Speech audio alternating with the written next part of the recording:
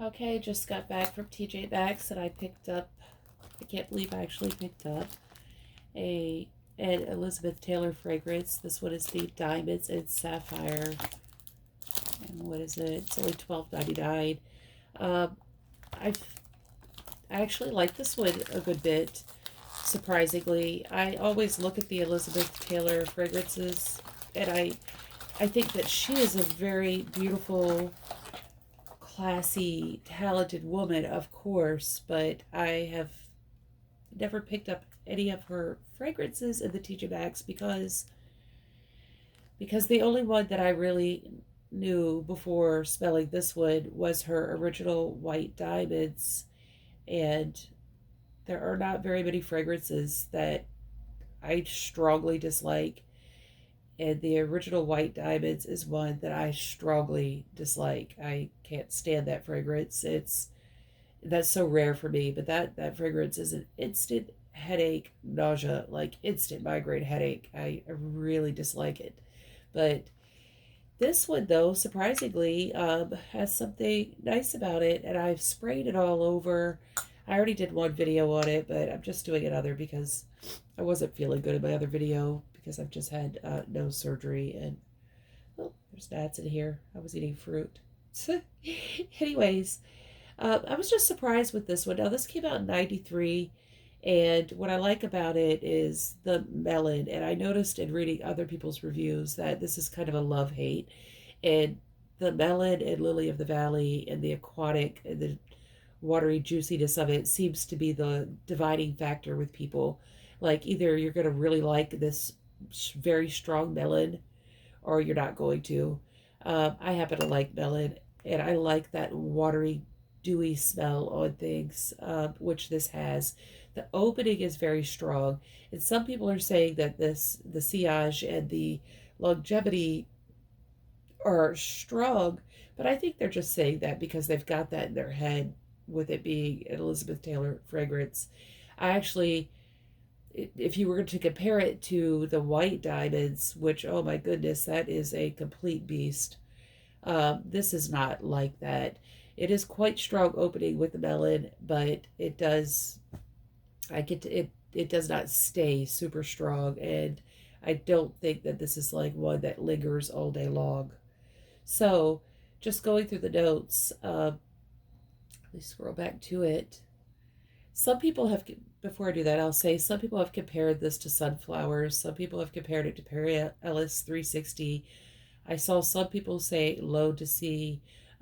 Somebody said sun, moon, and stars, which I had a long, long, long time ago. And I vaguely kind of remember it. Maybe I can see that. And a few people have said eternity and escape, which I think would be a little bit of a stretch, actually. Other than that watery, aquatic smell. To me, this is more watery, fruity than aquatic so much. So yeah, the I keep scrolling past the notes. So top notes: melon, lily of the valley, freesia, peach, and galbanum. Excuse me, my stuffed up nose. So big time melon. And lily of the valley. Middle notes: rhubarb, ylang, jasmine, spices, and rose. And so this is supposed to be a floral fruity or fruity floral. I would have to lean more towards the fruitiness with that huge amount of melon. And I do like rhubarb. It's got a hint of spiciness. The base notes are sandalwood, amber, vetiver, and musk. Now, I think I like the opening, that nice juicy melon opening, much more than I like the dry down. Um, this definitely would be best, I think, in spring and summer, obviously, with the melon fragrance. Other people who are clearly Elizabeth Taylor fragrance fans, who seem to know her fragrance well, say that this does dry down uh, in her typical warm amber type of way. I couldn't make that judgment because I don't have any collection of Elizabeth Taylor fragrances. People say that this one is different than her others and definitely comes off as more youthful. And I would have to agree with the Melon. This would have more of a youthful, it is certainly a lot more youthful than the White Diamonds. Um, I'm just surprised that I like this one at all, to be honest with you. Um, for spring and summer, I mean, my goodness, for $13, that is a lot of juice for $13. It's definitely a bargain if you like it. Like I said, the dividing factor between opinions here seems to be the sweetness of in the melon and the wateriness. If you don't do those notes, then don't get this. If you do love those notes, this is packed full of it. The the burst of melon in the beginning is just like super strong. But like I said, I don't think it stays any kind of beast. This does, I don't know if I already said it in this particular video, this does remind me of a fragrance that I reviewed in a different TJ Maxx video, and it was one by the Element fragrances, and that too was called Sapphire. And it had that, I believe, the Lily of the Valley in it. It had that dewy type, melon type fragrance to it. So I have to say this isn't bad.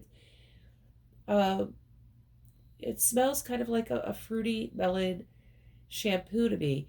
Not soapy as in like hand soap, not that kind of soapy, but maybe like a melon type hair product you could use it as, possibly. Uh, it's juicy. So I may keep this one. I'm not sure. It's definitely not the season for it, but this is a sweet melody fragrance, and I'm surprised, I have to say. So, that's it on this one.